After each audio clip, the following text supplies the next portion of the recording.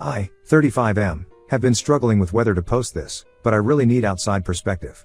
This is about my sister Claire, 38F, and how she betrayed me in the worst possible way. For background, Claire and I grew up very close. Our parents had a messy divorce when I was 12 and she was 15, and we basically helped each other survive that period. Our dad cheated on our mom with his secretary, classic, I know, and moved across the country with her. Mom fell into depression and started drinking heavily, so Claire and I had to take care of each other. I got my first job at 16 just to help pay bills, and Claire postponed college for a year to work full-time and help Mom get into rehab. Mom eventually got better, but those years really bonded Claire and me. We promised we'd always have each other's backs. She was there for me through college, my first heartbreak, everything. When I struggled with anxiety after Dad left, she was the one who convinced me to try therapy. I used to tell her everything about my sessions because I trusted her completely. 8 years ago, Claire started working at this big marketing firm in the city. She was excited about finally landing her dream job after years of doing whatever work she could find to help support our family. About 6 months into her new job, she called me saying she'd met the perfect woman for me. That's how I met Lisa, 33F. Lisa was ambitious, smart, and beautiful. She worked in the same department as Claire and they'd become good friends. Claire insisted we'd be perfect together because Lisa was family-oriented just like me. The first time we met for coffee, Lisa and I talked for hours. She came from a big family and said she wanted the same thing, a stable home, kids, the whole package. We dated for a year before getting married. Claire was my best woman at the wedding, and she cried more than anyone during the ceremony. The first 5 years were amazing. We had Tom, 6M, 2 years into our marriage, and then Emma, 4F, 2 years after that. Lisa was a great mom initially, always planning fun activities for the weekends and making time for family dinners. Everything changed when Lisa got promoted to VP of Marketing 2 years ago. The job required a lot of travel. She'd be gone Monday through Thursday most weeks. I supported her because it was a huge opportunity, and I could handle things at home since I work as a software developer remotely. The kids were sad about seeing less of their mom, but we made it work. We'd do video calls every night, and Lisa would try to make the weekends special. But about a year ago, Lisa started acting differently. She'd be too tired for family time on weekends, always on her phone, and would snap at me over small things. The kids noticed too. Tom would ask why mommy doesn't play with him anymore. I tried talking to her about it, but she'd say I was being too demanding and she needed to focus on her career. Then came the day I discovered her affair. I borrowed her laptop to check our joint account since mine was updating, and her email was open. There were hundreds of messages between her and her boss James, intimate details, hotel reservations, plans for their future together. When I confronted her, she wasn't even sorry. She just said I've outgrown this life and that she wanted a divorce. I was blindsided but tried to keep things civil for the kids. We agreed to 50-50 custody initially.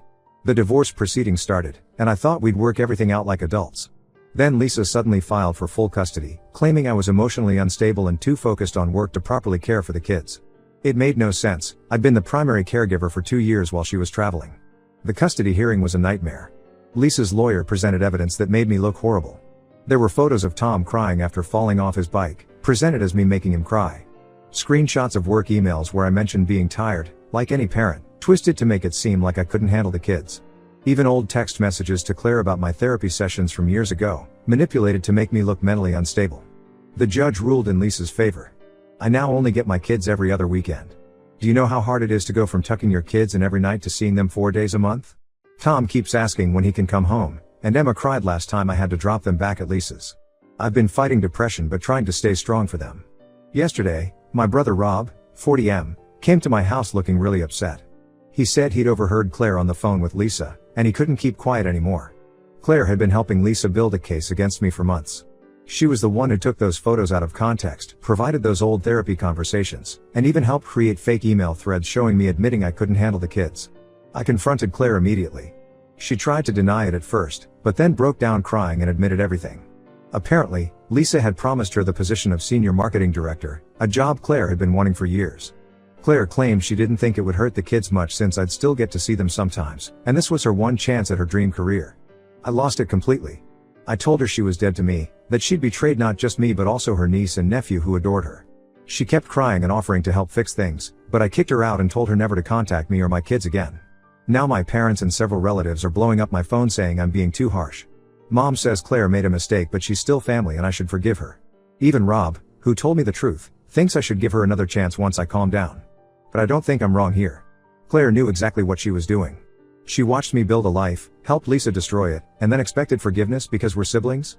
The sister I grew up with, who helped me through our parents' divorce and supported me through therapy, chose money over her own family. I can't wrap my head around it. Edit, thank you for all the responses. To clarify, yes, I have a lawyer and we're gathering evidence of the fake documentation. Claire isn't married and doesn't have kids of her own. She still lives in the same city as Lisa and started her new job last week. My kids ask about their aunt sometimes, but I haven't told them what she did yet. I'm waiting to speak with a child psychologist about the best way to handle that conversation. Update 1 first, I want to thank everyone who commented on my original post. Your support and advice helped me realize I wasn't overreacting to Claire's betrayal. Several people suggested getting a new lawyer who specializes in custody cases, which I did immediately. The new lawyer, Jennifer, was furious when she reviewed my case. She said the evidence Lisa presented wouldn't have held up if it had been properly challenged by my previous lawyer. We started building a case to prove the documentation was fabricated, and initially, things looked promising. Claire agreed to meet with Jennifer and seemed willing to sign an affidavit admitting what she'd done. She even cried during the meeting and said she wanted to make things right. But then Claire disappeared. She stopped answering calls, blocked me on social media, and even moved out of her apartment. I couldn't understand why until Rob called me yesterday with some devastating information. Lisa didn't just give Claire the promised job, she made her senior marketing director with a salary of $180,000, plus bonuses and stock options. My sister sold my relationship with my kids for a fancy title and a corner office. But that's not even the worst part. Rob started digging into Claire and Lisa's relationship after Claire ghosted us. He works in IT and offered to check Claire's old laptop that she'd left at our parents' house years ago. What we found made me physically sick. Claire and Lisa had been friends for 3 years before introducing me to Lisa. They met at a marketing conference and stayed in touch. There were old messages showing they planned everything from the start. Lisa had been looking for someone with a stable job and good income who could help her advance her career. She needed to be married with kids to project the right image for upper management at her conservative company. Claire suggested me because she knew I wanted a family and had a good job. There were messages where they literally discussed how I'd be perfect because I was naive and trusted too easily. The most painful discovery was that Claire knew about Lisa's affair 6 months before I found out. She and Lisa had regular lunch meetings where they planned the custody battle. They knew Lisa's company would never promote a divorced woman to executive level, especially if she had an affair, so they needed to make me look like the bad guy. Claire had been gathering ammunition against me for months. Remember how I mentioned sharing my therapy experiences with Claire? She kept notes of everything I told her about those sessions. She and Lisa carefully selected parts that, taken out of context, could make me appear unstable. Like when I talked about having anxiety during our parents' divorce, they twisted that into a pattern of mental health issues. The family iPad we used to share had more evidence. Claire sometimes used it when visiting, and she forgot to log out of her email. There were dozens of messages between her and Lisa strategizing how to take photos that could be misinterpreted. They literally planned to catch the kids crying or upset after normal things like getting vaccines or falling while playing, then save those photos for the custody case. I showed everything to our parents. Mom had been defending Claire, saying she must have had her reasons, but seeing those messages broke her. She had to be hospitalized briefly after having what the doctor called an anxiety attack. Dad flew in from California for the first time in years, saying he needed to deal with this family crisis. The hardest part is dealing with my kids. Tom asked me last weekend why I don't pick him up from school anymore like I used to. Lisa's been telling them I'm too busy with work to have them during the week. Emma drew a picture at school of our family, but she put a big X over where I should be because Mommy says Daddy doesn't live with us anymore because he works too much. Jennifer says we have a strong case for custody modification based on the new evidence. She's particularly interested in the emails showing Lisa and Claire plan to manipulate the custody hearing. But the court system is slow, and it could take months before we get a hearing date. What kills me is that Claire keeps showing up at our parents' house acting like she's the victim. She told Mom she had no choice because Lisa had threatened to fire her if she didn't help with the custody case. But the messages we found prove that's a lie. She was a willing participant from the beginning. Rob suggested trying to use Claire's job offer as leverage, saying we could report Lisa to her company's board for offering a job in exchange for false testimony. But Jennifer advised against it for now, saying we need to focus on the custody case first. She's worried that if we rock the boat too much, Lisa might try to move away with the kids before we can get back to court. I've started documenting everything now. Every interaction with Lisa, every time she denies my scheduled calls with the kids, every comment the kids make about things she's told them about me. Jennifer says building this record could help our case. The only small victory is that some of Lisa's family have started reaching out to me. Her sister called to say she doesn't believe the accusations against me and offered to testify about Lisa's character if needed. Apparently, Lisa has a history of manipulating situations to get what she wants. I just never saw it because Claire helped hide her true nature from me. I still can't believe my own sister orchestrated all of this. The person who held me while I cried over our dad leaving, who supported me through college and my early career, who was Aunt of the Year to my kids, she spent years helping someone plot to destroy my life. All for a job title and a bigger paycheck. Some people have suggested therapy, but right now, I'm focusing all my resources on the custody battle. I need my kids back first. Then maybe I can deal with the emotional fallout of losing both my wife and sister to greed and betrayal. I'll update again when there are new developments in the custody case. Thank you all for your support and advice. It helps to know I'm not alone in this fight. Update 2: the custody case finally broke open, but not the way anyone expected. Claire showed up at my lawyer's office last week with a USB drive containing everything, and I mean everything. But before I get into that bombshell, I need to explain what led to this moment. For the past 3 months, I've been living for my weekend visits with the kids. Tom's been struggling in school, and his teacher sent a note saying he's become withdrawn. Emma started having nightmares and asking if I left because I don't love them anymore.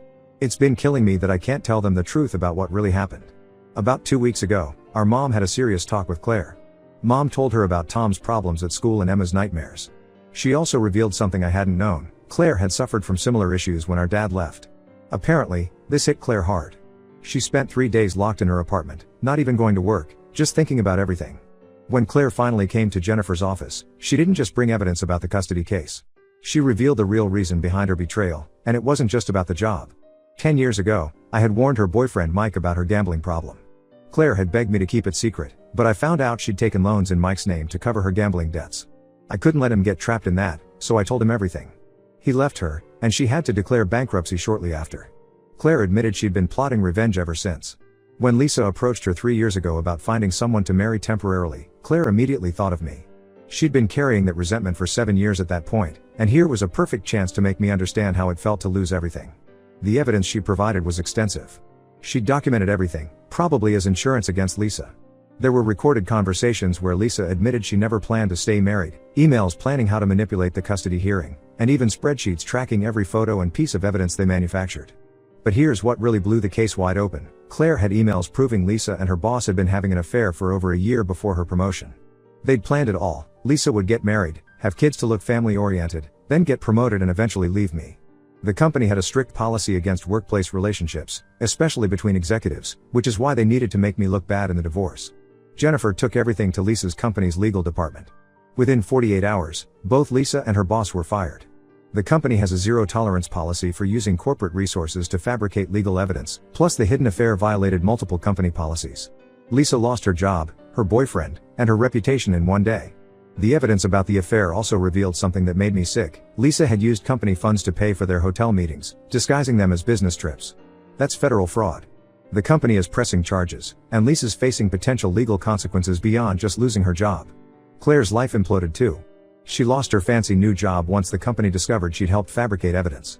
She's also facing potential legal consequences for her part in providing false evidence to the court. But honestly, I don't even care about her punishment anymore. I just want my kids back. Jennifer filed an emergency motion for custody modification based on the new evidence. We have a court date next week. She says with the proof that Lisa and Claire deliberately fabricated evidence, plus Lisa's current legal troubles, we have a very strong case for primary custody. The worst part of all this is that Claire's revenge plan worked better than she ever imagined. She didn't just hurt me, she hurt 2 innocent kids who adore their aunt. Tom asked about her yesterday during our video call, wondering why Aunt Claire doesn't come to his soccer games anymore. I still don't know how to explain any of this to them. Our extended family is in shambles. Mom can barely look at Claire now that she knows the truth about the gambling and the revenge plot. Dad, who usually stays out of our lives, actually called to say he's ashamed of Claire. Even Rob, who initially thought I should forgive her, hasn't spoken to her since learning about her decade-long revenge scheme. I'll update again after the custody hearing. Right now, I'm just trying to stay focused on what matters, getting my kids back and helping them heal from all this chaos. One thing's certain, some betrayals cut too deep for forgiveness, no matter how much history you share with someone. Update 3: the dust has finally settled, and I can say with certainty that this chapter of our lives is over. The custody hearing went exactly as Jennifer predicted. The judge was furious about the fabricated evidence from the first hearing. After reviewing everything Claire provided, plus additional evidence from Lisa's company about the fraudulent business trips, the court granted me primary custody. Lisa now gets supervised visits every other weekend. The transition hasn't been easy. Tom and Emma were confused and upset about the sudden changes. We hired Dr. Marcus, a child psychologist who specializes in divorce cases, to help them process everything. He suggested telling them the truth in age-appropriate ways. We explained that Mommy and Aunt Claire did some dishonest things that made it hard for Daddy to see them, but now the truth had come out. Tom took it especially hard. He's angry at Lisa and refuses to go to the supervised visits sometimes. Emma is still too young to fully understand, but she's been having separation anxiety when I drop her at school. Dr. Marcus says this is normal and we need to be patient while they adjust. Lisa's life has completely fallen apart. The fraud charges from her company led to a 6-month suspended sentence and hefty fines. She lost her professional licenses and can't work in marketing anymore. Last I heard, she moved back in with her parents in Ohio. Her boyfriend/former boss threw her under the bus during the company investigation to save himself, though he still got fired. Claire's facing her own consequences. She lost her job and her professional reputation. The legal community in our city knows she helped fabricate evidence for a custody case, so no marketing firm will touch her. She's working as a waitress now, quite a fall from her corner office and six-figure salary. Last week, Claire showed up at my house unannounced. She looked terrible, like she hadn't slept in days. She broke down on my porch, crying about how she's lost everything: her career, her family, her self-respect. She said she's starting gambling addiction treatment and wanted to make amends. I listened to her cry for 5 minutes, then told her one thing: you chose revenge over your niece and nephew's happiness. That's not something treatment can fix. Then I closed the door. Maybe that was harsh, but I thought about Tom's struggles in school and Emma's nightmares, and I couldn't find any forgiveness in my heart. Some relatives are still pushing for reconciliation, especially since Claire's trying to get help now. Mom's sister keeps saying that family should stick together and Claire's suffered enough. But they weren't there when I had to explain to my kids why their aunt helped take them away from me. Some things you just can't come back from. My focus now is on rebuilding our lives. I've converted the home office into a playroom so the kids have their own space again. Tom's grades are improving, and Emma's starting to sleep through the night. We have a new routine: movie nights on Fridays, pancake breakfasts on Sundays, and daily feelings check-ins where they can talk about anything bothering them. Rob visits often and has become their favorite uncle. My parents are also more involved now, trying to make up for the void Claire left.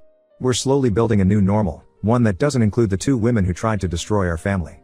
I've learned that sometimes the people who hurt you the most are the ones who know exactly where to stick the knife. But I've also learned that I'm stronger than I ever thought possible. My kids are what matter now, and I'll spend the rest of my life making sure they feel secure and loved, even if that means some family members stay permanently cut out of our lives.